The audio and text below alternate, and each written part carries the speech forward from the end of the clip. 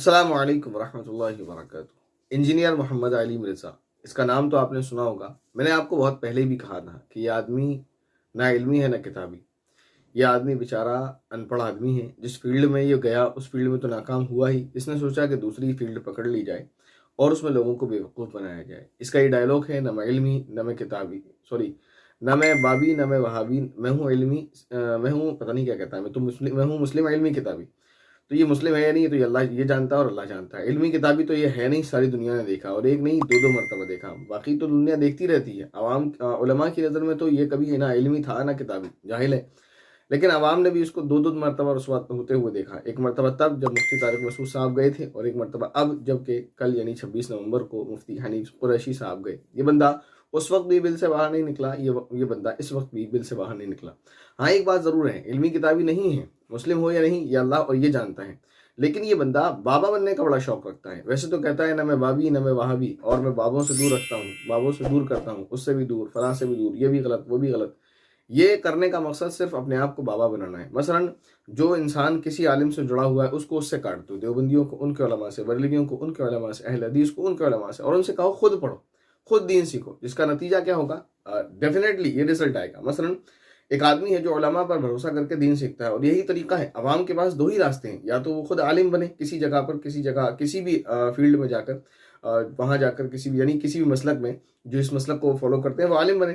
अगर वो नहीं बन सकते तो उनके पास दूसरा रास्ता है कि वो आलिम न बनकर उलमा की सुनकर दीन पर अमल करें। लेकिन ये बंदा लोगों को उलमा से काट रहा है और कह रहा है खुद सीखो, जिसका डेफिनेटली नतीजा ये निकलेगा कि खुद कितने लोग सीखने वाले होंगे? जाहिर है बहुत कम परसेंट जो खुद पढ़ेंगे। इतना टाइम है किसको? और जो टाइम निकाल भी लेगा वो खुद पढ़कर समझ नहीं पाएगा।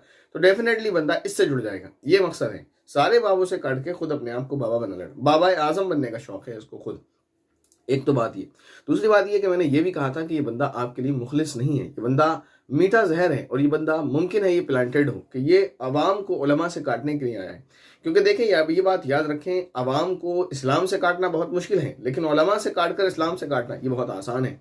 इसलिए कि अवाम जो इस्लाम से जुड़ी हुई है वो उलमा ही की वजह से जुड़ी हुई है। बहुत सी मरतबा आप ये देखेंगे कि अवाम को उलमा प्रेशराइज करते हैं दीन पर अमल करने के लिए, तब जाके अवाम करती है। इसी तरह बहुत सारे मसाइल, बल्कि तमाम ही दीन उलमा ने ही अवाम को सिखाया हुआ है, इसलिए अवाम उस पर अमल करती है। अवाम को उलमा से काट दो, जब वो उलमा से कट जाएगी तो खुद तो दीन सीखने से रही, जब वो खुद दीन सीखने से रही ना रही तो फिर उसके दिन से इस्लाम और दीन खुद ब खुद निकल जाएगा। ये एक प्लांटेड आदमी है, ये मीठा जहर है, इससे बचने की बहुत कोशिश करें। और अब भी अगर आप ना समझें तो फिर क्या ही कहा जा सकता है। जो इंसान खुद जानते बूझते जहर पीने की कोशिश करे तो उसको कौन ही बचा सकता है। एक बंदा है, उसने एक वाकया सुनाया, उसके ज़रिए से आपको बहुत अच्छे से समझ आएगा कि उलमा से अवाम को काटने का क्या मकसद होता है, लोग क्यों काटना चाहते हैं। ईसाइयत को आज तबाह करके रख दिया, बर्बाद करके रख दिया, उसका यही तरीका था, और यही वो आज इस्लाम के साथ करना चाह रहे हैं। आप यूरोप कंट्री जाएं और वहाँ जाकर देखेंगे तो आपको मालूम होगा कि वहाँ चर्च बेचे जाते हैं। मुसलमान चर्च को खरीदते हैं और वहाँ मस्जिद बना लेते हैं। ये कोई नई बात तो नहीं है, ढकी छुपी बात नहीं है, बहुत मशहूर है, आपको मिल जाएगा। लेकिन इसकी क्या वजह है, क्यों ऐसा होता है कि वो लोग अपनी मजहबी इबादतगाह को बेच देते हैं? आप बेच सकते हैं, आप तसव्वुर भी नहीं कर सकते आप अपनी इबादतगाह को बेच दें, आपके जहन में भी ये बात नहीं आएगी। लेकिन क्या वजह है कि ईसाई बेच देते हैं? एक मरतबा एक ईसाई से पूछा गया कि आप चर्च बेच देते हैं, क्यों बेच देते हैं? उसने कहा कि अब चर्च की कोई वैल्यू नहीं रही, कोई अहमियत नहीं रही। उसने पूछा ऐसा क्यों हुआ?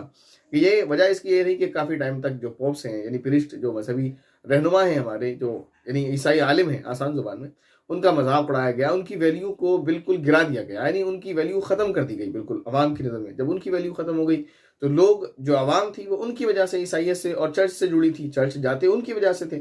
जब उसकी ही कोई वैल्यू नहीं है तो दरो दीवार को देखने के लिए चर्च जाएंगे। चर्च की वैल्यू ख़त्म हो गई।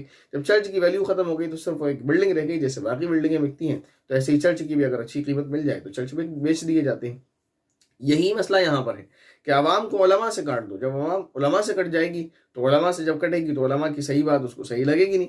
उलमा दीन सिखाएंगे वो उससे दीन मानेगा नहीं, उलमा इस्लाम सिखाएंगे उसको वो इस्लाम मानेगा नहीं, और खुद से वो सीख नहीं सकता, खुद से वो पढ़ नहीं सकता। तो जो जहर मैं पिलाऊंगा या तो उसको मानेगा या बिल्कुल ही दीन से वो बिल्कुल दूर हो जाएगा। ये बंदा आपके लिए बहुत ही ज़्यादा नुकसानदेह है। बहुत, ये बस क्या ही आपको बयान किया जाए, बारहा ही बात आपसे कही जा चुकी है कि इस बंदे से दूर रहें। अपने ईमान की, अपने माल की, जान की, इज्जत और आबरू की हिफाजत रखें, वरना ये आपको कहीं का नहीं छोड़ेगा। एक बात तो ये होगी। दूसरी बात यह कि ये इंजीनियर या उसके चेले कभी कह सकते हैं कि हमने तो 26 नवंबर को फिक्स नहीं किया था। हालांकि ये कोई ना कोई आकर बकवास करेगा, जैसे इसने मुफ्ती तारिक मसूद साहब के टाइम में आकर की थी कि जब तक वो रहे 48 घंटे तक, तब तक ये बिल से बाहर नहीं निकला। और उनके जाने के बाद इसने ये तमाम बातें कह डाली। इसी तरह ये अब भी कहेगा। मुफ्ती हनीफ कुरैशी साहब वापस आ चुके हैं, अब कहेगा कि ये हुआ और वो हुआ, और मुमकिन है ये कह दे कि मैंने 26 तारीख फिक्स नहीं की थी। वैसे तो फिक्स थी, बहुत काफ़ी टाइम से। आप देखेंगे ओवैस रब्बानी एक न्यूज़ एंकर हैं पाकिस्तान के, उनके चैनल पर काफ़ी टाइम से ये चीज़ चल रही थी कि 26 नवंबर को जो है इंजीनियर और मुफ्ती साहब के दरमियान मुनाजरा होगा, और ये डेट तय हुई थी उनके जरिए से।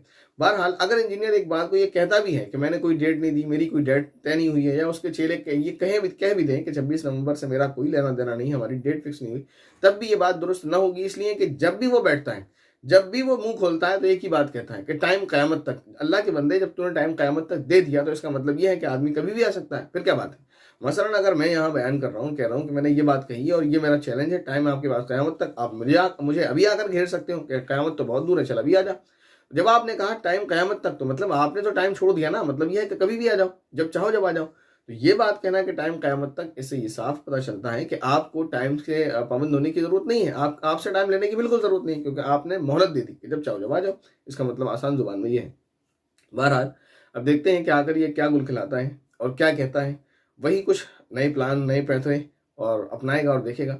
बाकी क्या हुआ है 26 नवंबर को, वो जानने के लिए आप सबसे बेहतर है कि ओवैस रब्बानी का जो चैनल है फेसबुक पर तो है, यूट्यूब का मुझे पता नहीं, वहाँ जाकर देखें। वहाँ आपको डिटेल में मिल जाएगा कि क्या मामला हुआ है 26 नवंबर को और क्या है क्या नहीं हुआ है। बहरहाल ये कि अब भी अगर आप न समझेंगे तो फिर क्या ही कहा जा सकता है, कुछ नहीं कहा जा सकता।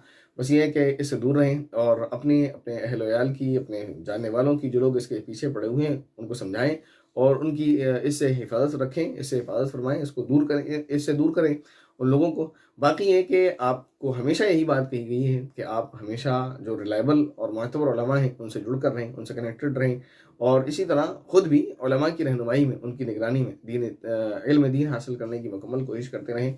ये इस तरह की यूट्यूबर्स हैं, इनका मकसद सिर्फ़ और सिर्फ क्या है, बस शोहरत और दौलत और पैसा कमाना है, इसके सिवा कुछ नहीं।